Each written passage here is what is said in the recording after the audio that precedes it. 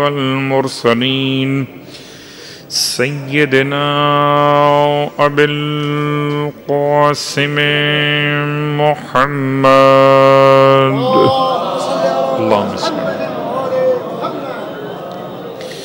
وقالوا أهل بيته الطيبين الطاهرين واللعنة الدائمة على أعدائهم أجمعين أما بعد فقد قال الله تبارك وتعالى في كلامه الحميد وفرقانه المجيد قوله الحق وهو أصدق القائلين بسم الله الرحمن الرحيم ثم أتبع سببا حتى إذا بلغ بين السدين وجد من دونهما قوما لا يكادون يفقهون قولا قالوا يا ذا القرنين إن يأجوج ومأجوج مفسدون في الأرض فهل تجعل لك خرجا على أن تجعل بيننا وبينهم سدا قال ما مكني فيه ربي خير فأعينوني بقوة أجعل بينكم وبينهم ردما أعطوني زبر الحديد حتى إذا ساوى بين الصدفين قال انفخوا حتى إذا جعله نارا قال أعطوني فرغوا عليه قطرا فما استطاعوا أن يظهروه وما استطاعوا له نقبا قال هذا رحمة من ربي فإذا جاء وعد ربي جعله دكا وكان وعد ربي حقا وتركنا بعضهم يومئذ يموج في بعض ونفخ في الصور فجمعناهم جمعا وأرضنا جهنم يومئذ للكافرين أرضا الذين كانت أعينهم في غطاء عن ذكري وكانوا لا يستطيعون السمع أفحسب الذين كفروا أن يتخذوا عبادي من دوني أولياء إنا أعتدنا جهنم للكافرين نزلا صلوات پڑھیں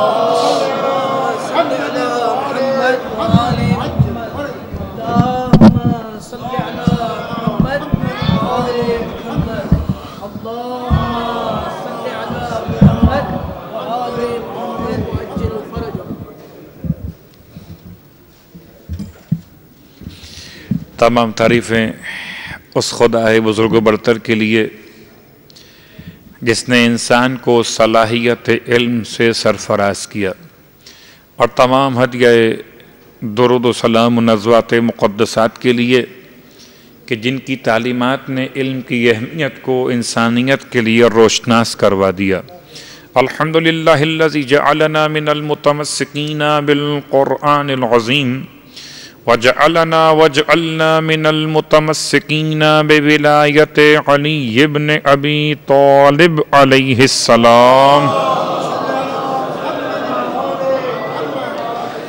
وجعلنا وإياكم إن شاء الله من الطالبين بثأره مع وليه الإمام المهدي من آل محمد عليهم السلام۔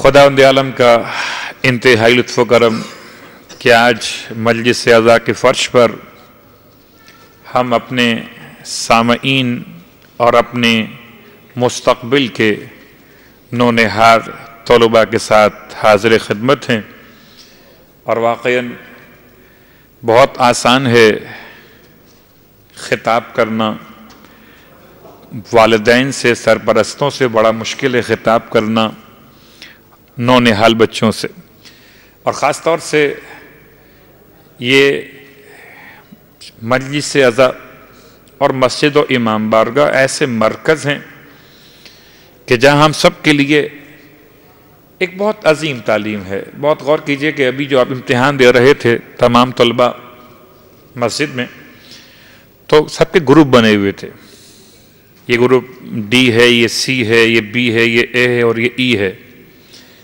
اور سب کے گروپ وائز ایگزام ہو رہے تھے، اور آپ ہی جانتے ہیں کہ ہر گروپ کا پیپر ڈیفرنٹ تھا دوسرے گروپ سے، لیکن فرش اعضاء پر ایک ایسی کلاس بھی ہوتی ہے اس میں سارے گروپ ایک ساتھ بیٹھتے ہیں، گروپ اے سے گروپ ای تک، اور بچے سے جوان اور بوڑھے انسان تک سب کے لیے ایک کامن کلاس روم جو ہے وہ فرش اعضاء سرکار سید الشہداء علیہ الصلوۃ والسلام ہے۔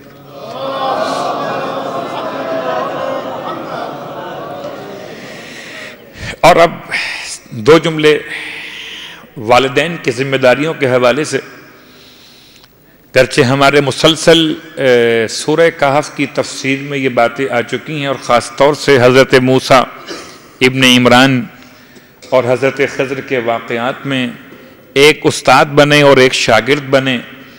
اب اگر ہم یوں کہیں کہ کوئی انداز سکھانے کے لیے ہو، دونوں حقیقت میں استاد شاگرد نہ بھی ہوں، صرف سکھانے کے لیے، لفظ شاید مناسب نہیں ہے لیکن کہا جا سکتا ہے کہ سکھانے کے لیے بن گئے، ایک استاد بن گیا، ایک شاگرد بن گیا، تاکہ امت کو، تاکہ انسانوں کو، تاکہ تمام آنے والے انسانوں کو پیغام دیں کہ استاد اور شاگرد ساتھ ساتھ کیسے چلتے ہیں۔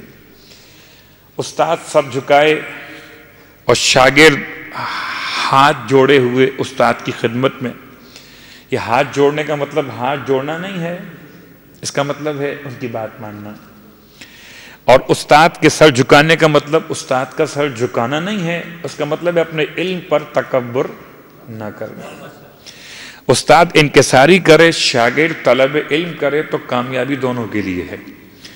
اور اب یہ قصہ حضرت موسیٰ اور خضر کی بات اگر یاد رہے، بچوں کے لیے ہم سورہ کہف پڑھ رہے تھے، اور اس میں حضرت موسیٰ علیہ السلام بنے تھے شاگرد، اور حضرت خضر علیہ السلام بنے تھے استاد۔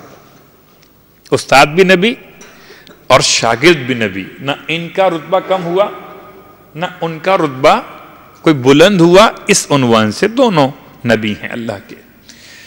تو ایک تو ان سے ہم سیکھیں کہ انہوں نے کس انداز سے اس بہت بڑی خدمت کو نبھایا، استاد بن کر، شاگرد بن کر۔ اور اگر بچے جو بیٹھے ہوئے میں ان سے یہ سوال کر لوں کہ ہمارے معصومین میں استاد و شاگرد کی نسبت کون سے دو اماموں کے درمیان، کون سے دو معصومین کے درمیان رہی ہے، تو جواب کیا ہوگا؟ استاد کون رہا ہے اور شاگرد کون رہا ہے؟ معصوم ہے دونوں، امام نہیں کہوں گا، معصوم کہوں گا، دونوں معصوم ہیں۔ ایک معصوم استاد ہے، ایک معصوم شاگرد ہے، تاکہ اگر موسیٰ اور خضر کا واقعہ یاد نہ بھی ہو تو اپنے 14 معصومین، بہت سارے نہیں ہیں معصومین، صرف 14 ہیں، اور یہ 14 بھی یاد کرانے کے لیے ہیں، ورنہ حقیقت میں تو سارے انبیاء معصوم ہیں، سارے فرشتے معصوم ہیں، اور سب سے بڑا معصوم خود پروردگار عالم ہے۔ تو اب 14 معصومین جو آپ یاد کرتے ہیں، ان میں استاد کون بنا ہے اور شاگرد کون بنا ہے؟ تو استاد کا نام ہے محمد مصطفیٰ صلی اللہ علیہ وسلم،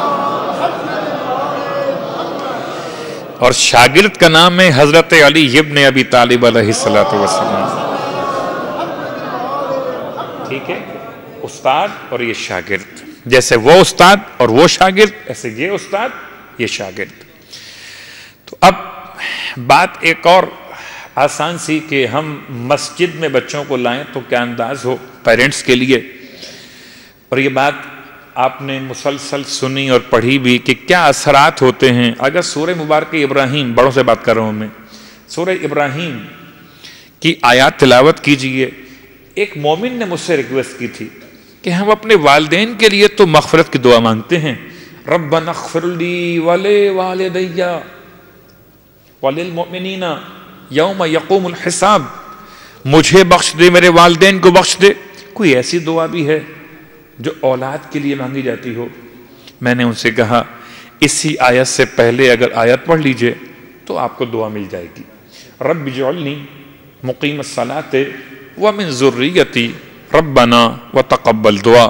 پروردگار مجھے بنا نماز قائم کرنے والا اور میری اولاد اور ذریت کو بھی نماز قائم کرنے والا بنا دے.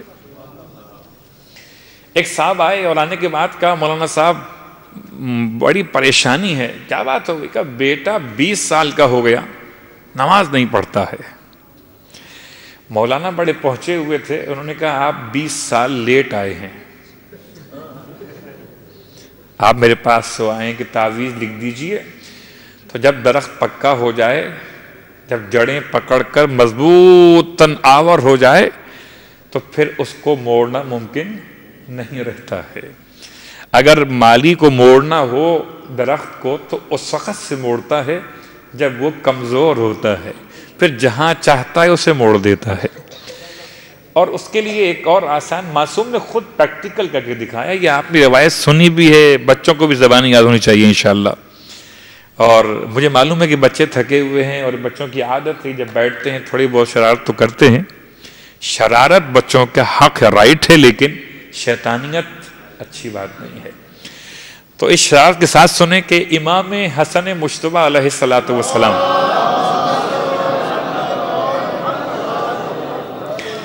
اب میں اگر بات کروں امتحانات کے عنوان سے تو الگ موضوع ہو جائے. خالی ایک جملہ پہلے یہ کہہ دوں، جو آپ کی بہت بار کی سنی ہوئی روایت ہے کہ مسجد میں 2 ذمہ داریاں ہیں. ایک ذمہ داری ماں کی ہے کہ بچوں کو مسجد میں بھیجیں، بچوں کو مسجد میں بھیجیں، یہ ذمہ داری ماں کی ہے. اور ایک ذمہ داری بچے کی ہے کہ مسجد میں آنے کے بعد جو کچھ مسجد میں ہو، جو کچھ مسجد میں ہو، مجلس ہو، میلاد ہو، محفل ہو، درس قرآن ہو یا کوئی نماز ہو، جو مسجد میں ہو، اس کی رپورٹ اسے پتا ہو کہ ماں رپورٹ لے گی، ماں پوچھے گی کیا ہوا تھا. تو بچہ جب اس خوف کے ساتھ آئے گا کہ پوچھے گی کیا ہوگا تو کچھ نہ کچھ سن کر بھی جائے گا. نہ ماں کے پاس ٹائم اتنا ہے کہ بچے سے پوچھے کہ کیا ہوا تھا. جب ماں کے پاس ہی ٹائم نہیں ہے تو بچے کے پاس کہاں سے ہوگا؟ بچہ تو بڑوں سے زیادہ مصروف ہوتا ہے، اس کے ذہن میں اتنے مسائل ہوتے ہیں، اتنے سارے کام اسے کرنے ہوتے ہیں. یعنی ہم جو کام کر رہے ہوتے ہیں ہمارا موضوع الگ ہوتا ہے، بچے کے ذہن میں بہت کام ہوتے ہیں. اب یہ کرنا ہے، اب یہ کرنا ہے، وہاں جانا ہے، وہاں جانا ہے، کارٹون دیکھنا ہے، ایسے ہی ہے. تو ٹھیک ہے، ساری باتیں ٹھیک ہے، مشکل نہیں ہے. تو اب اگر بچہ مسجد میں آئے تو مسجد میں پروگرام ہوتے کتنی دیر کے؟ گھنٹہ، آدھا گھنٹہ، 1.5 گھنٹہ، 2 گھنٹہ، اس سے زیادہ ٹائم نہیں لگتا. تو اس ٹائم میں اگر آپ نے 2 باتیں سیکھیں، 2 باتیں سیکھیں اور ماں نے آپ سے 2 باتیں پوچھ لیں اور آپ نے ماں کو، مدر کو سنا دیں تو وہ بھی کامیاب اور آپ بھی کامیاب. اگر روز 2 باتیں سیکھتے تو ماہ رمضان کے 30 دنوں میں آپ کے پاس 60 باتیں جمع ہو جاتی ہیں. 60 آپ کے پاس جمع ہو جاتے، وہ معلومات کا خزانہ یا وہ باتیں کہ جو آپ نے سنی ہوتی. اور ان 60 باتوں میں سے میں سمجھتا ہوں 10 باتیں تو ایسی رہ سکتی ہیں جو آپ کو ساری زندگی یاد رہتی. لیکن اگر یہ عمل کیا جاتا تو امام مسجد میں آتے اور مسجد میں آ کر جو رسول خدا پر آیت نازل ہوتی تھی اس کو نوٹ کرتے تھے. اور جب گھر پہنچ، نوٹ کا مطلب لکھتے نہیں تھے، نوٹ کرتے ذہن کے اندر. اور جب گھر پہنچتے تھے تو اور آپ کی ماں، یعنی جنت کے جوانوں کے سرداروں کی ماں، ہم سب کی شہزادی، وہ ان سے پوچھتی تھیں بیٹا آج مسجد میں کون سی آیت نازل ہوئی؟ اور بیٹا ماں کو پوری بات ڈیلیور کرتے تھے کہ اماں آج یہ آیت نازل ہوئی ہے، یہ آیت نازل ہوئی ہے اور یہ آیت نازل ہوئی ہے. ایک دن بابا نے چاہا کہ میں بھی سنوں میرے بیٹے کی آواز کیسی ہے. یہ اصل میں چاہنے کی بات نہیں تھی، یہ تربیت کا ایک پیغام تھا کہ کچھ ٹائم باپ بھی نکالے اپنے بچوں کے لیے کہ تاکہ اس سے بھی معلوم ہو کہ بچوں کی تربیت میں اگر ماں کی ذمہ داری ہے تو باپ کی ذمہ داری بھی ہے. اس کے ساتھ ساتھ اب رہ گیا صرف ایک چھوٹا سا مسئلہ امتحان کا. پھر شروع کرتے ہیں آج براہ راست سورہ کہف کی تفسیر کو، باقی تمام باتیں چھوڑتے ہوئے کہ امتحانات کا کیا فائدہ ہے جو لیے جاتے ہیں.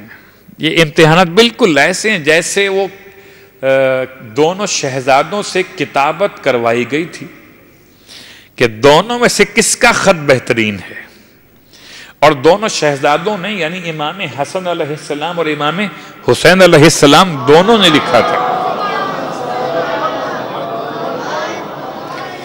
دونوں نے لکھا تھا، دونوں کی تحریر تھی اور دونوں پیش کر رہے تھے کس کی تحریر زیادہ خوبصورت ہے، رائٹنگ کس کی بہت پیاری ہے۔ تو رائٹنگ دیکھنے کے لیے ایک امتحان لیا گیا تھا، اور وہ اپنے مقام پر ہے کہ اب جب امتحان لیا گیا تو کس کے بارے میں فیصلہ کیا جائے۔ ایک معصوم کہتے ہیں جاؤ دوسرے معصوم سے فیصلہ کروا لو، وہ کہتے ہیں جاؤ تیسرے معصوم کے پاس چلے جاؤ، یعنی ماں نے بھیجا بابا کے پاس، بابا نے بھیجا نانا کے پاس، اور نانا فیصلہ کیا کریں کہ پھر کہتے ہیں کہ یا نانا سے ہو کر آئے تھے ماں تک، نانا کے پاس گئے، نانا کون بہتر ہے، حسن یا حسین علیہم السلام؟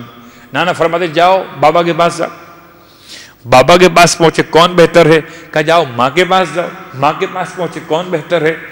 تو ماں نے فیصلہ کیسے کیا؟ کہتے ہیں کہ اپنا ایک آپ گلے میں ہار پہنے ہوئی تھی، موتیوں کا ہار تھا، اس کو توڑ دیا، اور اس کے دھاگے کو جب توڑ دیا تو اس کے موتی بکھر گئے، کہ جو زیادہ موتی چن لے گا اس کی رائٹنگ بہتر ہوگی۔ دونوں نے موتی چننا شروع کیے، اور جب دونوں کے ہاتھ میں برابر برابر موتی آ گئے اور ایک موتی بیچ میں رہ گیا، اس کو فیصلہ کرنا تھا کہ اس طرف جانا ہے یا اس طرف جانا ہے۔ جبرائیل امین آگے بڑھے اور اپنے پر کو مار کر موتی کو دو حصوں میں، صلوات پڑھے محمد علیہ۔ تو یہ صرف سمجھانے کے لیے، امتحان آپ کے شوق کے لیے ہے، انشاءاللہ تشویق بڑھے گی، وہ آپ کے امتحانات کے نمبر، وہ آپ کے تلاوت قرآن کے نمبر، وہ تمام نمبرز، وہ اس بات کا فیصلہ نہیں کہ آپ پاس ہو گئے یا فیل ہو گئے، وہ اس بات کی تشویق ہے کہ آپ نے امتحان دیا، اور امتحان میں بیٹھنا ہی خود ایک شرف ہے، پاس ہونے کی کوئی بحث نہیں ہے۔ آج امتحان میں بیٹھے تو کل پاس، تو کیا کل استاد بن جائیں گے انشاءاللہ؟ امتحان میں بیٹھیں گے تو آگے بڑھیں گے۔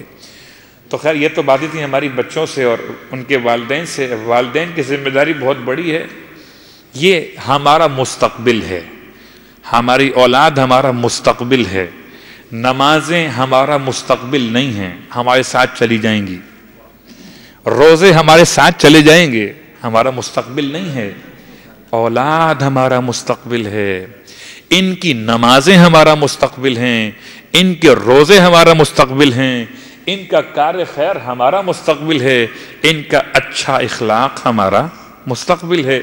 ہم انہیں اچھا بنا کے چھوڑ جائیں گے، لوگ کہیں گے مرحوم مر گئے مگر بچوں کی تربیت ایسی کر گئے کہ آج ہر کار خیر میں ان کے بچے آگے دکھائی دیتے ہیں۔ تو اب حضرت ذوالقرنین کے واقعات کو شروع کرتے ہیں، اور آج چونکہ وقت بہت مختصر ہے اور اسی وقت میں یاجوج اور ماجوج کے اس تاریخی واقعات کو سمیٹنے کی کوشش کروں گا کہ بہت مختصر وقت میں اس کا ترجمہ کر لیں، تاکہ ہم سورہ کہف کو مزید دو راتوں مکمل کر سکیں۔ حضرت ذوالقرنین کو ذوالقرنین کیوں کہتے ہیں یہ بیان ہو چکا۔ ذوالقرنین کا اصلی نام، اس پر بحث تقریباً ہو چکی، اور ذوالقرنین کس کی اولاد میں تھے یہ بھی بحث آ چکی۔ حضرت نوح کے بیٹے جناب یافس کے بیٹے یونن، جس سے یونان نکلا، ان کی اولاد میں یہ شمار کیے جاتے ہیں۔ البتہ ان کے زمانے کے بارے میں بڑے اختلافات ہیں کہ ذوالقرنین کا زمانہ کون سا ہے، حضرت عیسیٰ علیہ السلام سے 200 سال پہلے کا زمانہ، یا حضرت ابراہیم علیہ السلام جب مکے پہنچے تب جناب ذوالقرنین کا دور تھا۔ واللہ اعلم بالصواب، بہت اختلافات ہیں اس پورے واقعات میں۔ ذوالقرنین کون تھے، کب گزرے اور نام کیا تھا؟ کہتے ہیں یہ اصل میں جو حمیر کے بادشاہ گزرے ہیں یہ ان کے بادشاہوں کا لقب ہے ذوالقرنین، نام نہیں ہے کوئی، یہ لقب ہے بادشاہوں کا، اور بادشاہان حمیر جو بھی تھے سب کو ذوالقرنین کہا گیا ہے۔ البتہ یہ ذوالقرنین جو قرآن میں واقعہ پیش آیا لکھا گیا، یہ ذوالقرنین اول ہیں یا ذوالقرنین الکبیر، جو سب سے پہلے ذوالقرنین کے نام سے منسوب کیے گئے، یہ وہ ذوالقرنین ہیں کہ جو حضرت نوح علیہ السلام کی اولاد میں قرار دیے گئے۔ بہرحال نبی تھے، عبد صالح تھے، محدث تھے، یا کوئی اور بندے خدا، ان کو خدا نے بڑی پاورز دی تھیں۔ کہتے ہیں یہ دو جگہ پہنچ چکے، مشرق پہنچے، مغرب پہنچے، سورج ڈوبتا کہاں پر ہے، سورج نکلتا کہاں سے ہے، دونوں قوموں کے حالات آپ نے سن لیے، اور اب تیسری قوم ہے۔ ثم اتبع سببا، پھر وسائل استعمال کرتے ہوئے یہ تیسرے مقام پر پہنچے۔ سبب، وسائل، وسائل کا مطلب ہنر یعنی فن، یعنی وہ علمی صلاحیت، وہ آپ کی عقل، وہ آپ کی مہارت، وہ خدا کی عطا۔ حتی اذا بلغ بین السدین، آیت نمبر 93 سورہ کہف، یہاں تک کہ پہنچے یہ دو سدین کے درمیان۔ سدین کا ترجمہ کرنے سے پہلے یہ بتا دیا جائے کہ صد کا ایک ترجمہ لغت کے لحاظ سے، صد کہتے ہیں هو العاجز، صد وہ عاجز ہے جو روک دے، ان عبور الطریق، راستہ کراس کرنے سے جو چیز روک دے، اس روکنے والی چیز کو صد کہتے ہیں۔ ٹھیک، اور اسی لیے سورہ مبارکہ یاسین میں، اور جو آپ نے آیت سنی بھی ہے، بہت پڑھی بھی ہے، بڑا تجربہ کیا ہے ہم نے تو اس کو پڑھتے ہوئے، وَجَعَلْنَا مِن بَيْنِ أَيْدِيهِمْ سَدًّا وَمِن خَلْفِهِمْ سَدًّا فَأَغْشَيْنَاهُمْ فَهُمْ لَا يُبْصِرُونَ، ہم نے بنا دیا ان کے سامنے ایک دیوار، یعنی جو، اب یہاں دیوار کا مطلب دیوار مادی نہیں ہے، یہاں دیوار کا مطلب العاجز نہیں ہے، ان عبور الطریق نہیں ہے، یہاں صد کا مطلب ہے کہ دیکھنا ختم ہو گیا۔ وَمِن خَلْفِهِمْ سَدًّا فَأَغْشَيْنَاهُمْ، صد کو استعمال کیا اس کے اصلی معنی کے خلاف قرآن میں یہاں پر، تو کہا اس کی وضاحت فَأَغْشَيْنَاهُمْ، ہم نے ان پر پردے ڈال دیے، فَهُمْ لَا يُبْصِرُونَ، اب وہ نہیں دیکھ سکتے۔ تو یہ صد کے معنی کا استعمال تھا قرآن میں، اس کے علاوہ سدین، یہ سدین کہ الجبلین، یہ دو پہاڑ۔ حضرت ذوالقرنین مشرقی ایشیا میں پہنچے تھے، اس کا حوالہ بعض علماء کہتے ہیں یہ مقام بلغ تھا جہاں پر آپ پہنچے تھے، اور یہ دو پہاڑوں کے درمیان ایک قوم آباد تھی جس کے پاس آپ پہنچے تھے۔ آئیے آیات کا ترجمہ کرتے ہوئے آگے چلیں۔ وجد، ذوالقرنین نے پایا، من دونہما قوما، ان دو مشرق اور مغرب کی اقوام سے ہٹ کر ان دو پہاڑوں کے بیچ میں ایک قوم کو پایا۔ من دونہما، پایا ان دو پہاڑوں کے بیچ میں، یا مشرق اور مغرب کے دو قوموں کو چھوڑ کر، یہ سینٹر کی قوم تھی جہاں آپ پہنچے تھے۔ سینٹر کا مطلب مرکز نہیں ہے، بلکہ مشرق اور مغرب کے خلاف تیسری جگہ ہے۔ تو یہاں آپ نے قوم کو پایا، کیسی قوم ہے؟ لا یکادون یفقہون قولا، ایسی قوم ہے کہ جو ان کی بات سمجھتی نہیں تھی۔ لا یکادون یفقہون قولا، وہ قول سمجھنے سے قاصر تھے۔ کیا مطلب؟ کیا گونگے تھے؟ کیا لغت نہیں تھی ان کی کوئی؟ ان کی لغت، لینگویج تھی ان کی، وہ بولتے تھے، وہ سمجھتے تھے، وہ آپس میں بات کرتے تھے، گونگے نہیں تھے، اشاروں سے بات نہیں کرتے تھے، بلکہ ان میں صلاحیت فہم اتنی کم تھی کہ قرآن نے یہ کہہ کر یاد کیا کہ لا یکادون یفقہون قولا، کہ بڑی مشکل سے ان کو کوئی بات سمجھائی جا سکتی تھی۔ اب میں یوں کہہ سکتا ہوں کہ بہت سی لغتیں ایسی ہیں کہ جن کو سمجھانے کے لیے، سمجھنے کے لیے انسان کو بڑا وقت چاہیے ہوتا۔ بسا اوقات لغات صحیح ہوتی ہیں، البتہ لوگ جو صاحب لغت ہوتے ہیں وہ صاحب فہم نہیں ہوتے، ان کو سمجھائے جائیے۔ ایک محاورہ بن گیا بھینس کے آگے بین بجانا۔ اب میں یہ محاورہ یہاں پر کیسے لا کے رکھوں؟ لگتا کچھ ایسے ہی ہے کہ وہ قوم ایسی تھی، کہے جائیے اور سمجھ میں نہیں آتا تھا۔ اب سوچئے گا کہ نبی کے لیے کتنا مشکل کام تھا، ایسی قوم سے آپ کا پالا پڑ گیا کہ جو کم سمجھتی تھی۔ اب نبی سے ان کی باتیں، ذوالقرنین سے ان کی باتیں شروع ہوئی، اور انہوں نے کسی نہ کسی طرح اپنے نا سمجھی والے انداز میں سمجھا دیا۔ حضرت ذوالقرنین کو قالو، کیا کہنے لگے؟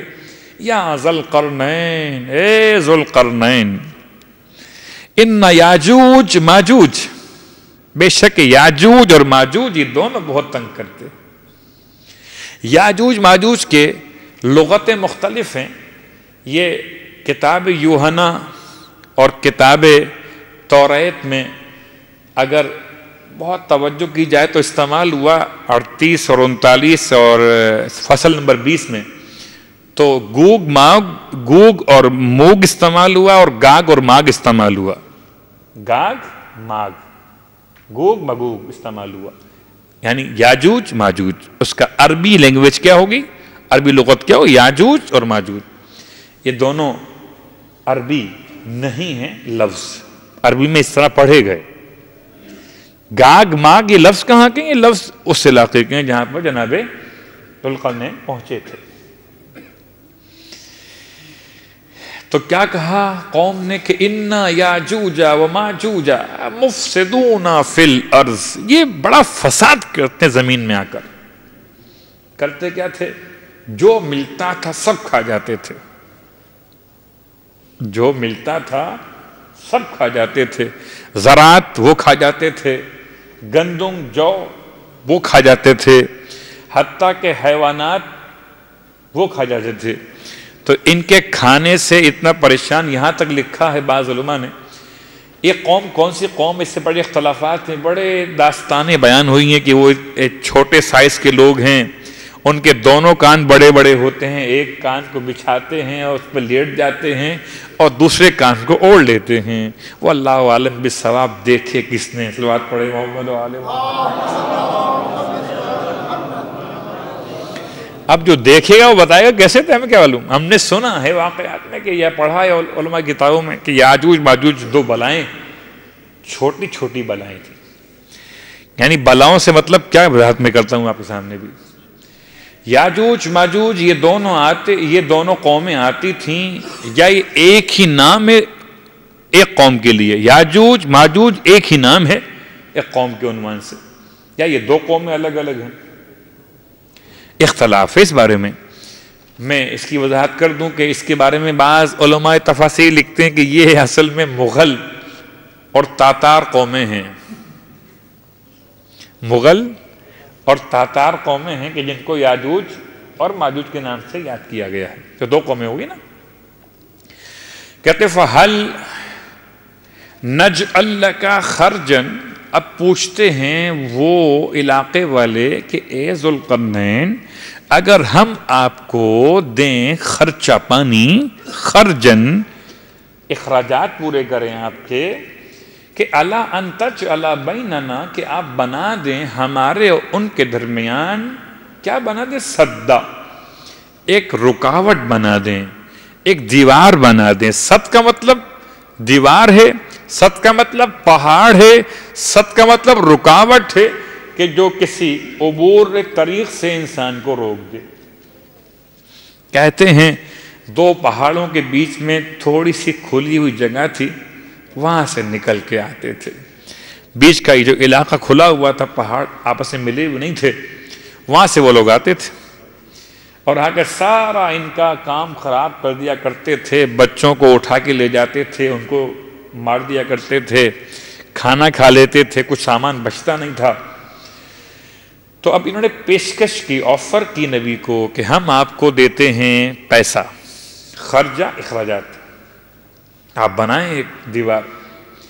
فرمایا جناب ذوالقرنین نے، قال ما مکنی، میں تمکن نہیں رکھتا، فیہ، اس بات پر کہ پروردگار عالم کی جانب سے مجھے یہ کام سپرد کیا جائے۔ ما مکنی، ما مائے نافیہ ہے، ما مائے استفہامیہ ہے، یا ما مائے موصولہ ہے؟ لگتا کچھ ایسے کہ ما مائے موصولہ ہے کہ الذی مکنی ربی میں اس پر تمکن رکھتا بھی ہوں تو جو اللہ نے مجھ کو صلاحیت دی ہے اتنا رکھتا ہوں.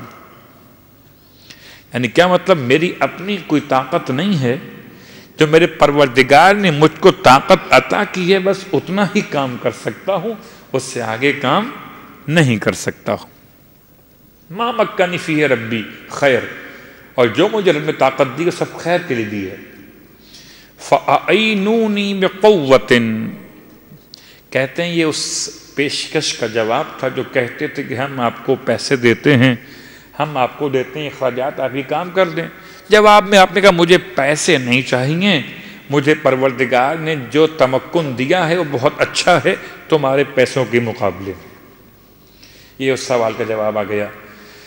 تو اب تم کیا کرو؟ فَأَعِينُونِي، تم سب کے سب مل کر میری مدد کرو. اعانت لفظ اون، لفظ معین، مددگار معین، اون مدد. اعینونی، تم سب کے سب مل کر میری مدد کرو. نبی خدا اکیلے کام نہیں کر سکتے تھے. ہم تو ابھی پڑھ کر آئیں گے ان کے پاس بڑا لشکر تھا، بڑے فوجی تھے، شروع میں بات آ چکی ہے، اور ان اسباب کو لے کر مشرق پہنچے، مغرب پہنچے. یہاں کہتے ہیں اعینونی، تو اصل مقصد یہ تھا کہ اگر قوم کو بنی بنائی دیوار بغیر محنت کے مل جاتی تو دیوار کی اہمیت کا احساس کیسے ہوتا.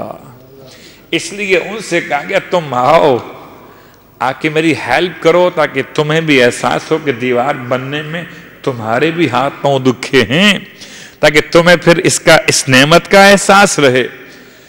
بالکل ایسے ہی جیسے خدا بھیج سکتا ہے امام زمانہ کو بغیر دعائے تاجیل فرج کے، تو کیوں کہتا ہے؟ کیا خدا اس بات پر قادر نہیں ہے کہ ہماری دعاؤں کے بغیر امام کو بھیج دے، ہماری تیاری کے بغیر امام کو بھیج دے؟ خدا اس بات پر قادر، ضرور قادر ہے، مگر ہم سے جو کہا جاتا ہے کہ تم فرج کا انتظار کرو، تم دعا کرو، اس لیے کہ تاکہ تمہیں اس کی نعمت کی قدر کا احساس ہو جو خدا تم کو عطا کرنے والا ہے. تو اعینونی، تم میری مدد کرو، بقوتن، اپنی قوت کے ساتھ مل کر سب کے سب جمع ہو کر آؤ. کیا کرو؟ کہ تم قوت لے کر آؤ. اجعل، میں بناؤں گا، بینکم، تمہارے درمیان، و بینہم، اور ان کے درمیان، رمدا، ردما. کیا بناؤں گا؟ ردما، رکاوٹ. یعنی صدن کا یوں کہہ لیجئے وضاحت یہاں پر آ گئی، صدن کی وضاحت یہاں پر آ گئی. میں پہاڑ نہیں بناؤں گا، میں پردہ نہیں بناؤں گا، کیا بناؤں گا؟ ردما، رکاوٹ بناؤں گا. تو اب صدہ کا ترجمہ خود سے کرتے وہ اور ہوتا، قرآن نے کر دیا یہ اور ہے. ردما کیا بنائیں گے آپ؟ کیونکہ سوال کیا گیا ہے کہ صدن، آپ بنائیں صد. جواب دیا آپ نے، کیا بناؤں گا؟ ردما. تو سوال اور جواب کی مطابقت اگر نہ ہو تو فصاحت کے خلاف ہے. جو گیا ہے مانگا وہی تو ملے گا جواب میں. تو صدن کا ترجمہ یہاں پر ہو گیا ردما.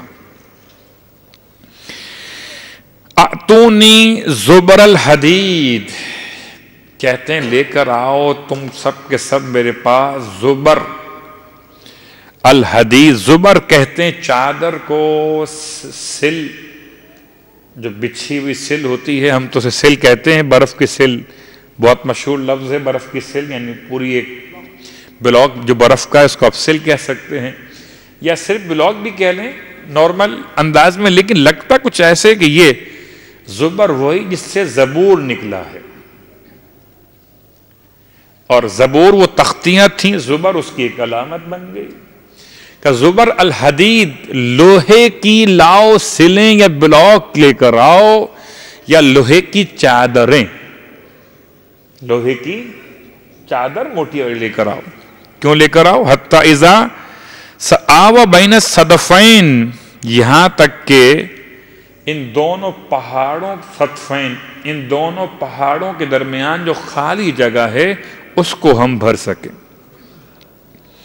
تو یہ لا کے لوہے کے پیسز لا کے رکھتے گئے. پیس بلاک کی شکل میں تھے، پیس سریا آئرن شکل کیا تھی کیا نہیں تھی جو ان کے پاس دستیاب تھا۔ البتہ یہ تو بات واضح ہوگی قوم اتنی ترقی یافتہ تھی کہ آئرن بنانا جانتی تھی۔ آئرن بنتا نہیں ہے، آئرن تو ڈھالا جاتا ہے، تو آئرن کو ڈھال کر یہ اس کی چادریں بنانا جانتے تھے۔ اب پاکستان اسٹیل نہ چل سکے یہ اور بات ہے، مگر اس زمانے کی قوم یہ کام جانتی تھی۔ تو اس میں انہوں نے لا کے تمام بلاک کہیں آئرن کے، لوہے کے یا چادریں کہیں، لا کے جمع کر دیں۔ قال انفخوا، پھر آپ نے فرمایا کہ اب تم نے لا کے لوہے کو رکھ تو دیا ہے، یہ ڈھیر لگا دیا پورا دونوں پہاڑوں کے بیچ میں، اب اس پر لگاؤ آگ۔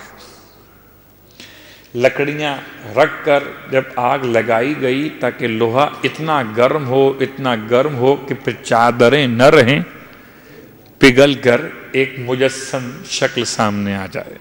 ٹھیک ہے، اس لیے ممکن نہیں تھا کہ وہ اتنا پہاڑ اٹھا کر لے کر آتے۔ بہت غور کیجیے گا، بالکل ایسی مثال جیسے مولائے متقیان علی ابن ابی طالب علیہ السلام کی بارگاہ میں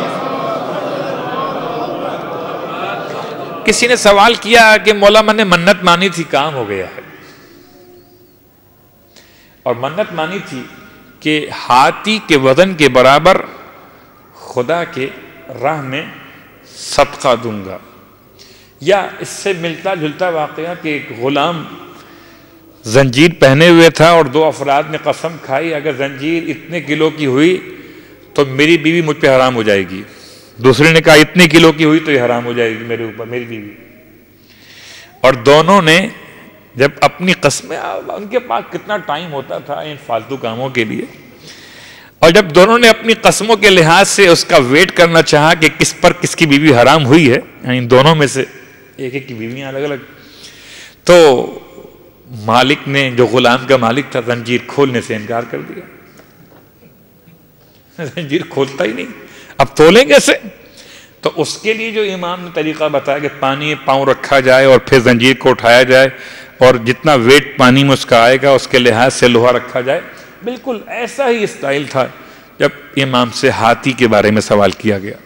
اور امام نے کشتی میں سامان رکھ کر پہلے ہاتھی کا ویٹ کرنے کے اعتبار سے کہ ہاتھی کو اتار دیجئے کشتی کے اندر، جتنا پانی میں جاتی ہے اتنا باہر سے کراس کیجئے، نشان لگائیے، ہاتھی کو باہر نکال لیجئے، اور پھر اس میں وہ مخصوص پتھر یا لکڑیاں جن کا ویٹ آلریڈی ہو سکتا تھا ان کو جمع کرتے جائیے، یہاں تک کہ کشتی کا ویٹ اندر اتنا بڑھ جائے کہ باہر اسی لیول پر کشتی اندر پانی میں اتر جائے۔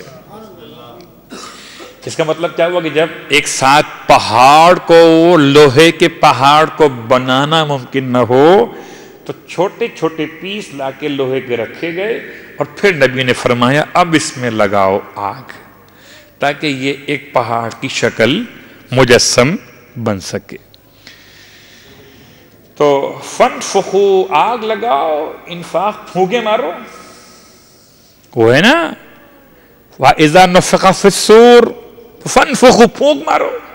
کتنا مشکل کام ہے صاحب، آپ تو بڑے آسانی میں رہتے ہیں، گیس کے چولہے لگے ہوئے ہیں، ادھر آپ نے اشارہ کیا وہاں آگ جل گئی۔ پوچھیں ان سے جو پھونکے مار مار کر اپنے چہرے کالے کر لیتے، اور لکڑی جو دھواں دیتی ہے، جو دھواں، اور خاص طور سے ایسے حالات میں جب بارش کا موسم ہو، آپ نے خوب یاد دلایا، بارش کا موسم نہ بھی ہو تب بھی اتنا آسان نہیں ہے پھونکے مار کر آگ جلانا۔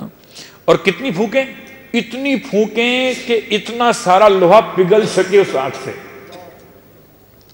اس کا مطلب پوری قوم کے مرد و خواتین، شرعی اعتبار سے مرد ایک طرف ہو جائیں، عورتیں ایک طرف ہو جائیں، اور سب بچے بڑے مل کر اس آگ کو سلگانے کے لیے نبی کا ساتھ دیں۔ فَانْفُخُوا، تم سب پہ سب مل کر پھونک مارو، حَتَّى إِذَا جَعَلَهُ نَارًا، یہاں تک کہ وہ لوہا ہو جائے آگ کی شکل، یعنی آگ بن جائے۔ کتنا مشکل کام تھا، آسان کام نہیں تھا۔ اور نبی چاہتے تو ہوا کو اشارہ کرتے، اور ہوا اتنا تیز چلتی کہ لوہا پگھل جاتا۔ اور آپ کو یاد ہے کہ امام حسن مجتبی علیہ السلام سے جب سوال کیا گیا کہ سخت چیزوں میں تعریف بیان کیجئے، 10 وہ سخت چیزیں کون سی ہیں جو ایک کے بعد ایک سے زیادہ سخت ہے، تو اس میں اللہ کے ولی نے، خدا کی حجت نے جو ارشاد فرمایا تھا اس میں لوہے کا نام بھی تھا، لوہے کا نام بھی تھا۔ اور لوہے سے زیادہ سخت کون؟ کہ فرمایا آگ، کہ جو لوہے کو بھی پگھلا دیتا ہے، تو اتنی آگ جلاؤ کہ لوہا پگھل جائے۔ قال آتونی افرغ علیہ قطرہ، اب لاؤ تم میرے پاس اس پر ڈالنے کے لیے پگھلا ہوا تانبا یا خود لوہا مزید، یا کہتے ہیں وہ سیسا جس کو کہا جاتا ہے، ایک بہت ہی سخت قسم کا ایک اور مٹیریل ہے، ایک دھات ہے جس کو استعمال کیا گیا، ابھی محاورہ بن گیا، سیسا پگھلائی ہوئی دیوار۔ سیسا اصل لفظ ہے، سیسا ایک دھات کا نام ہے، ریڈ ہوتا ہے، سخت نہیں ہوتا، لیکن جب یہ لوہے کے ساتھ مل جائے تو یہ بہت سخت ہو جاتا ہے۔ اسی سوال ہے کہ جس کو رسول خدا کی قبر کے چاروں جانب جب دیوار بنوائی گئی ہے، صلیبی جنگوں کے بعد رسول کے جنازے کو نکالنے کی سازش کے خلاف جوابی کارروائی کے طور پر سیسا پگھلائی ہوئی دیوار، غالباً یہاں سیسے کا اگر استعمال ہوا ہے جو آپ کہتے ہیں تو یہ شاید یہ تانبے کے معنی میں ہوا ہے، تانبا پگھلائی ہوئی دیوار اتنی مضبوط۔ قال آتونی افرغ علیہ قطرہ، لاؤ میرے پاس اب تم پگھلا ہوا تانبا یا لوہا، فمستطاعوا، بس یہ اس بننے کے بعد بن گئی، لوہا گرم کیا گیا، پگھل گیا، اس پر تانبا ڈالا گیا اور یہ دیوار مضبوط بن گئی۔ اس کو دیوار کہیے، اس کو سد کہیے، اس کو ردم کہیے، اس کو جو نام دیجئے، رکاوٹ بن گئی۔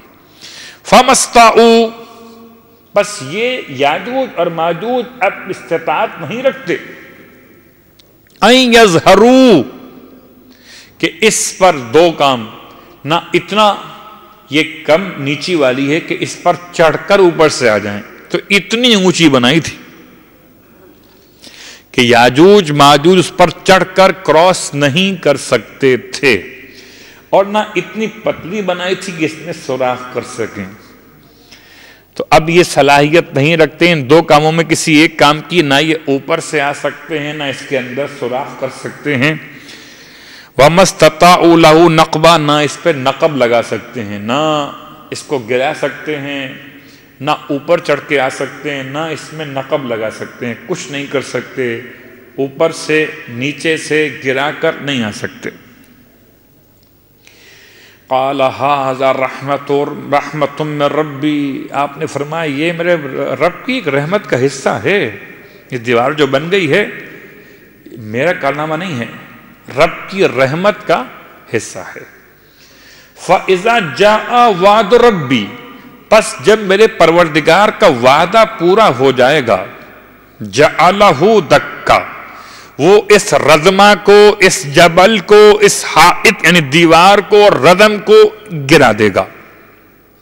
جَعَلَهُ دَكَّا، خدا اس رکاوٹ کو ختم کر دے گا۔ وَكَانَ وَعْدُ رَبِّي حَقًّا، اور میرے رب کا وعدہ برحق ہے جو پورا ہو کر رہے گا۔ یاجوج ماجوج کیا نکل آئیں گے یا نکل چکے ہیں یا نکلیں گے؟ اس کے بارے میں 3 قول ہیں۔ ایک قول تو یہ ہے کہ یاجوج ماجوج نکل چکے ہیں اور فساد برپا کر چکے ہیں۔ ان کی مثالیں 2 ناموں سے ہیں، کہیں نام بتا دیں، ہلاکو خان اور چنگیز خان، کہ یہ 2 مثالیں ہیں یاجوج ماجوج کے باہر نکل آنے کی، کہ وہ فساد برپا کر چکے ہیں۔ اور تاتاری قوم آپ نے نام سن لیا، مغل قوم نام سن لیا، یہ یاجوج ماجوج بیان کیے گئے۔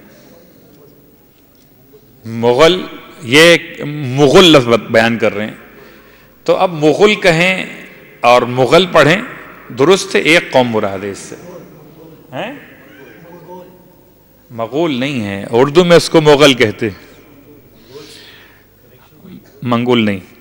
اچھا یہ دو قومیں، بہرحال یہ دو قومیں واقعاً ہیں یا نہیں؟ نہیں، یہ وہ نہیں ہیں، یاجوج ماجوج یہ نہیں ہیں۔ اس لیے کیوں؟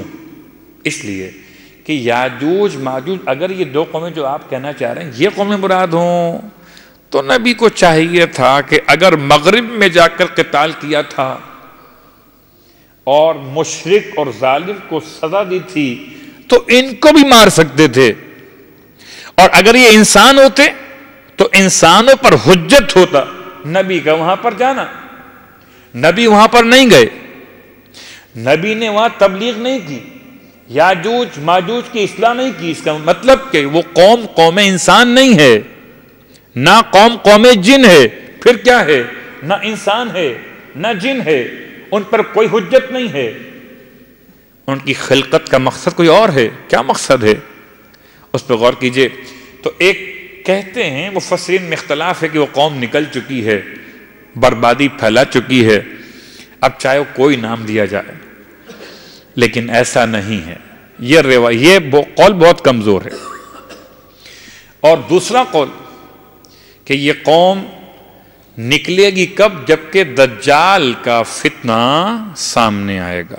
اور تیسرا قول کہ ان یاجوج ماجوج کا نکلنا اس وقت ہوگا جبکہ قیامت کی علامتیں شروع ہو چکی ہوں گی۔ دجال کا نکلنا علامات ظہور امام میں سے ہے، اور یاجوج ماجوج کا آنا علامات قیامت میں سے ہے۔ تو اب یا تو یہ دونوں ایک ساتھ ہیں کہ آگے پیچھے ہوں گے، یا دونوں بالکل الگ الگ واقعات ہیں۔ دجال کا مسئلہ پہلے ہے اور یاجوج ماجوج کا مسئلہ آخر میں ہے، قیامت سے پہلے۔ لگتا ایسا ہی ہے کہ یہ انسان اور جن نہیں ہیں، یہ کوئی اور مخلوق اللہ کی ہے جو رکھی ہے اللہ نے۔ خدا کہتا ہے الفاظ میں وَتَرَكْنَا بَعْضَهُمْ يَوْمَئِذٍ يَمُوجُ فِي بَعْضٍ، اور ہم نے چھوڑ دیا یاجوج ماجوج، تو خدا کہتا ہے ہم نے چھوڑ دیا ان میں سے بعض کو، یومئذ اس دن سے، یموجو کہ مداخلت کرتے ہیں، ہجوم کرتے ہیں، موج کی طرح سے غالب آ جاتے ہیں، فی بازن ایک دوسرے پر۔ یعنی اب یاجوج اور ماجوج کو آپس میں خدا نے لڑا دیا، مصروف کر دیا، ایسا مصروف کر دیا کہ یموجو جیسے موج پر غالب آتی ہے۔ یہ آپس میں لگے ہوئے ہیں، یہ انسانوں کو نقصان نہیں پہنچا رہے۔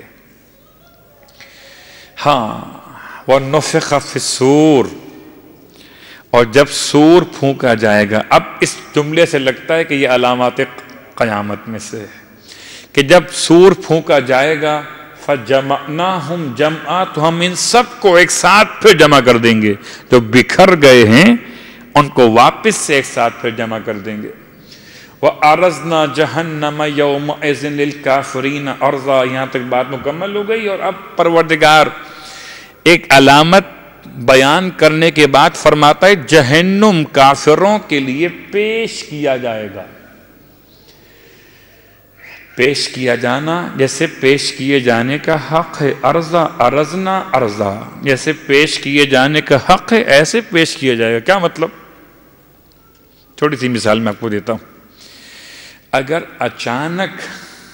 اچانک کوئی بات واقع ہو جائے، انسان اس کے لیے پہلے سے تیار نہ ہو، پہلے سے اس کے بارے میں معلومات نہ ہو، اور اچانک انسان پہ آ پڑے، تو وہ صرف جسم کی تکلیف ہوتی ہے۔ اور اگر پہلے سے معلوم ہو، مثال میں آپ کو دوں، کوئی خدا نہ خواستہ ٹارگٹ کلنگ کا حوالہ دیتا ہوں کہ اچانک کسی نے فائر کیا کسی مومن پہ، شہید ہو گیا، اور ایک وہ کیفیت ہے کہ جہاں پر وہ لائن میں کھڑا کرتا ہے آنے والا قاتل جو ہے، اور سب سے کہتا ہے کلمہ پڑھو، جیسے کہ کراچی کے واقعات میں بھی ایسے واقعات بہت پرانے ہو چکے، اب تو لائن میں کھڑا کرتا ہے، یا جو زائرین کو بس سے اتار کر شناختی کارڈ دیکھ کر لائن میں کھڑا کیا گیا کہ کلمہ پڑھ لو۔ کیا فرق ہوا اس واقعے میں جو اچانک بم بلاسٹ ہو گیا، اور اس واقعے میں اس میں سب کو لائن سے کھڑا کیا گیا کہ اب کلمہ پڑھ لو، اور سب کو اپنی موت دکھائی دے رہی تھی۔ فرق یہ ہوا کہ اس میں زیادہ تکلیف ہے اس میں پہلے سے کھڑا کر کر کہا جا رہا ہے کلمہ پڑھ لو. اس میں جسم کی تکلیف تو بعد میں ہوگی، جب کچھ جسم پر لگے گا، واقعہ پیش آئے گا، لیکن اس تکلیف سے پہلے ایک روحانی تکلیف ہے، اس کا احساس کرنا کہ اب یہ ہونے والا ہے، اب یہ ہونے والا ہے اور ہمیں یہ مار دیا جائے گا.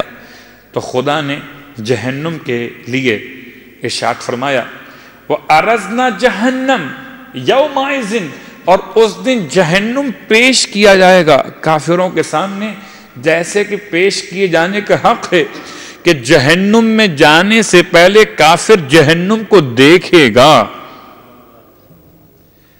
اور اپنے انجام کو سمجھے گا کہ مجھے اس میں ڈالا جائے گا. تو جلے گا تو بعد میں، اور صرف دیکھ کر جہنم کو جو تکلیف ہوگی وہ اس کے علاوہ ہوگی. اس لیے خدا نے اس کو بیان کیا الذین کانت اعینہم فی غطاء عن ذکری، کہ جن کی آنکھیں ہمارے ذکر سے پردے میں پڑی ہوئی تھیں، وہ یاد ہی نہیں کرتے تھے ہمیں. اب جب پردہ اٹھے گا تو اپنے سامنے جہنم کو دیکھیں گے. وَكَانُوا لَا يَسْتَطِيعُونَ سَمْعًا، اور ان میں کوئی صلاحیت نہیں ہوگی، پھر کوئی صلاحیت نہیں ہوگی کہ وہ پیغام رب کے لحاظ سے اپنے آپ کو بچا سکتے. أَفَحَسِبَ الَّذِينَ كَفَرُوا أَن يَتَّخِذُوا عِبَادِي مِن دُونِي أَوْلِيَاءَ، کیا گمان کر لیا ہے کافروں نے کہ وہ ہمارے بندوں میں سے ہمیں چھوڑ، خدا کہتا ہے ہمیں چھوڑ کر ہمارے بندوں میں سے بنائیں گے اولیاء، سرپرست. اِنَّا أَعْتَدْنَا جَهَنَّمَ لِلْكَافِرِينَ نُزُلًا، بے شک ہم نے تیار کیا ان کے لیے جہنم کو جس میں انہیں نزلہ نازل کر دیا جائے گا. واقعاً بہت آسان ہے ابھی کلمہ پڑھنا، بہت آسان ہے ابھی خدا کا ذکر کر لینا. خدا رحیم ہے، قسم بخدا خدا بہت مہربان ہے، لیکن یہ آج ہے، کل نہیں ہوگا. کل قیامت کا دن ہوگا، اور قیامت کا دن انسان کے فیصلے کا دن ہوگا. اس دن انسان کے ساتھ کوئی رعایت نہ ہوگی. جس نے ایمان نہیں قبول کیا تھا اس کے لیے جہنم کی دوہری سزا ہے.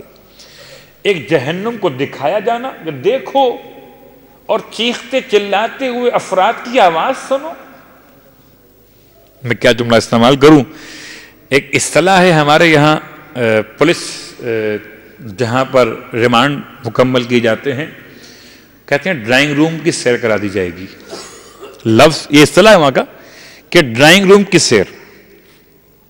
پولیس والے کہتے ہیں یہاں قبول نہیں کر رہے ہو تو تمہیں ڈرائنگ روم کی سیر کروا دیتے ہیں. تو ڈرائنگ روم کی سیر کا مطلب جیسے قریب پہنچے اور اندر سے جن پر عذاب ہو رہا ہے، جن پر مار پڑ رہی ہے، خالی ان کی آوازیں سن لینا تو جانے والے پہلے ہی بول لیتے کہ جو ٹھیک ہے بلوانا ہے ہم سے بلوا لو، ہمیں اندر لے کے مت جاؤ. تو جہنم کو دیکھ کر کافروں کے لیے دوہرا عذاب ہے. ایک جو جہنم میں جلنا، نزلہ گرایا جانا، اور ایک جہنم کو دیکھ کر جہنم کی کیفیت کو محسوس کرنا. لیکن روز قیامت شفاعت کا ایک راستہ ایمان کے ساتھ، عمل صالح کی کوششوں کے ساتھ سرکار سید الشہداء کی محبت میں آنسوؤں کا تحفہ لے جانا ہے. کون حسین؟ وہ غریب الوطن حسین.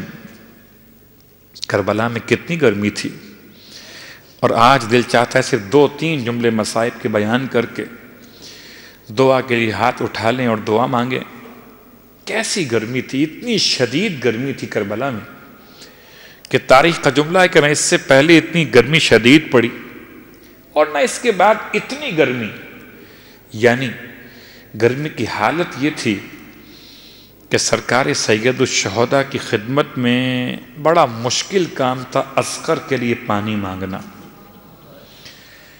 امام یہ برداشت کر سکتے ہیں کہ سب کے سب شہید ہو جائیں، شہادت تو ان کا راستہ ہے، ان کی میراث ہے، مگر مانگنا یہ ایک ایسا امتحان تھا میرے مولا کے لیے. شب عاشور مہلت کا وقت مرحلہ تھا تو عباس علمدار کو روانہ کیا، اور روز عاشور اصغر پیاسا تھا تو امام خود میدان کربلا میں آئے تھے، اور اصغر کو ہاتھوں پہ لیے ہوئے جب اشقیہ کے مقابل کھڑے ہوئے تھے تو آپ نے سوال کیا تھا کہ اگر تم سمجھتے ہو کہ حسین تمہارا کوئی گناہ کر چکا ہے، تمہاری نگاہ میں حسین واجب القتل ہو چکا ہے، تو اس بچے نے کیا بگاڑا، اسے پانی پلا دو. کہتے ہیں جتنے سننے والے تھے سب کے سب رخ موڑ موڑ کے رونے لگے، جبکہ بچے نے ہونٹوں پر زبان پھرائی ہے. 6 مہینے کا علی اصغر ہے، ماں نے تیار کر کے روانہ کیا ہے. آغوش پدر میں بچہ سوکھی زبان اپنے ہونٹوں پہ پھراتا تھا. رونے والا مجھے کہیں نہیں ملتا کہ امام نے جیسے اکبر کی پیاس کو دور کرنا چاہا تھا کہ اپنی زبان اکبر کے منہ میں دی تھی، اصغر کے منہ میں امام نے اپنی زبان نہیں دی ہے، بلکہ اصغر سے فرمایا تھا اپنی زبان ہونٹوں پر پھرا کے بتلا دو کتنی پیاس لگی ہے. اصغر نے اپنی زبان جیسے ہی ہونٹوں پر پھرائی تھی، جتنے بھی اشقیاء میں صاحب اولاد تھے منہ موڑ موڑ کے رونے لگے. ارے اے شہزادے علی اصغر، ارے تجھے تو دشمن بھی اتنا رویا کہ ایک انقلاب برپا ہو گیا. رونے والوں مگر انجام کیا ہوا کہ وہ تیر ہرملا، وہ تیر 3 شعبے والا اصغر کی جانب چلایا گیا. واہ غربتا، باپ کی گود میں بچہ، میں یوں کہوں ایک شدت غم سے پلٹ گیا، یا یوں کہوں کہ تیر اتنا وزنی تھا کہ بچے کو لے کے پلٹ گیا. بس ایک جملہ سننا، گود میں اصغر کو لیے ہوئے ایک گلے میں تیر گڑھ چکا ہے، اور ایسا گڑھا ہے کہ گلے کو چھیدتا ہوا امام کے اپنے بازو میں گڑا ہوا ہے. امام نے جیسے تیر کو نکالنے کے لیے تیر کو ہلایا، بچہ پورا ہل کے رہ گیا. امام فرماتے تھے بیٹا اصغر، ایسے اگر تڑپتے رہو گے تو باپ تیر کیسے نکالے گا. دوسری بار امام نے ہلایا، بچہ پھر تڑپ گیا. امام نے تیسری بار فرمایا بیٹا اب نہ ہلنا تاکہ باپ تمہارے گلے سے تیر نکال لے. بیٹے نے باپ کی بات بڑی سمجھی تھی. امام نے تیسری بار جو تیر نکالا، ارے تیر تو نکل گیا مگر وہ تازہ خون تھا جو امام کے ہاتھوں پہ جمع ہوا. ارے انکار آسماں کو ہے، راضی زمین نہیں. اصغر تمہارے خون کا ٹھکانہ کہیں نہیں. کہتے بعض علماء کہ امام نے اسی خون کو اپنے چہرے مبارک پر، اپنی ریش مبارک پر مل لیا تھا. ہائے یہی خون تھا جو امام کے چہرے پر، امام کی داڑھی کو خضاب کر گیا تھا. امام بچے کو لیے ہوئے آئے جانب خیمہ، اور آ کر آواز رباب آؤ. اصغر واپس آ گیا. رباب سے پہلے سکینہ دوڑ کر آئی ہیں. امام لاش کو لائے بڑے احترام سے ہیں، بچہ ہے نا بڑی گرمی ہے. امام نے لاش پر ابا کا دامن ڈالا ہوا ہے. اب جو سکینہ در خیمہ پر آئی ہیں، بھائی کے رونے کی آواز نہ سنی، سمجھی کہ بابا پانی پلا کے لے آئے. اب جو خیمے کے باہر آئی، بابا اصغر بڑا پیارا تھا، اسے پانی پلا کے لے آئے. بابا سکینہ پیاسی رہ گئی. امام نے ابا کا دامن ہٹایا. خدا 4 سال کی بہن کو 6 مہینے کے بھائی کی لاش ایسی نہ دکھائے کہ کان کی ایک لو سے دوسری لو تک بچے کا گلا کٹ گیا.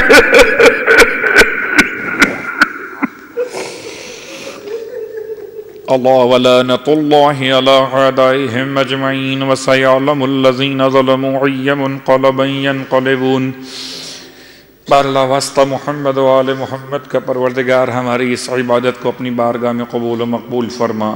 بار اللہ واسطہ محمد و آل محمد کا پروردگار تمام حاضرین مجلس کی جائز خواہشات پوری فرما. بار اللہ واسطہ محمد و آل محمد کا پروردگار کوئی غم نہ دے سوائے غم آل رسول کے. بار اللہ واسطہ محمد و آل محمد کا پروردگار تمام تر مشکلات کا خاتمہ فرما۔ شہزادے علی اصغر کا واسطہ، باب الحوائج ہے نا، وہ چھوٹے چھوٹے ہاتھوں کا واسطہ، وہ چھوٹی سی زبان تھی جو سوکھی رہ گئی، اس زبان کا واسطہ، وہ جھولا جو جل گیا کربلا کے میدان میں، اس کی جھولے کی لکڑیوں سے کیا الفت تھی مادر اصغر کو، پروردگار اس شہزادے کا واسطہ، اس کی یادگار مصائب کا واسطہ، پردیس میں جتنے لوگ پریشان حال ہیں ان کی پریشانیاں دور فرما، پروردگار واسطہ محمد و آل محمد کا، پروردگار کوئی غم نہ دے سوائے غم آل رسول کے، مرنے سے پہلے کربلا معلیٰ کی زیارت نصیب فرما، مرنے کے بعد کربلا والوں کی شفاعت نصیب فرما، جنت میں کربلا والوں کے قدموں میں غلاموں کو جگہ نصیب فرما، امام زمانہ علیہ السلام کے ظہور میں تعجیل فرما، اور ہم سب کو امام علیہ السلام کے ادنا ترین خدمت گزاروں میں شامل فرما۔ ایک مرتبہ سورہ فاتحہ کی التماس ہے، 3 مرتبہ سورہ اخلاص کے ساتھ مرحوم سید ابن حسن زیدی، سبط فاطمہ سید صفدر عباس زیدی، ظہیر فاطمہ بنت سید آل حسن، محمد اعجاز ولد رسول، اور تمام حاضرین کے مرحومین، تمام شہدائے ملت، تمام علماء اعلام مراجع عظام انتقال کر جانے والوں کے بلند درجات کے لیے، اور جس بندے کی جانب سے آج افطار کا انتظام تھا اس بندے خدا کے مرحومین کو شامل فرماتے ہوئے ان تمام کے لیے سال فرما دیجیے۔ بسم اللہ الرحمن الرحیم، الحمدللہ رب العالمین، الرحمن الرحیم، مالک یوم الدین، ایاک نعبد و ایاک نستعین، غیر المغضوب علیہم ولا الضالین۔ بسم اللہ الرحمن الرحیم، قل هو اللہ احد اللہ الصمد لم یلد ولم یولد ولم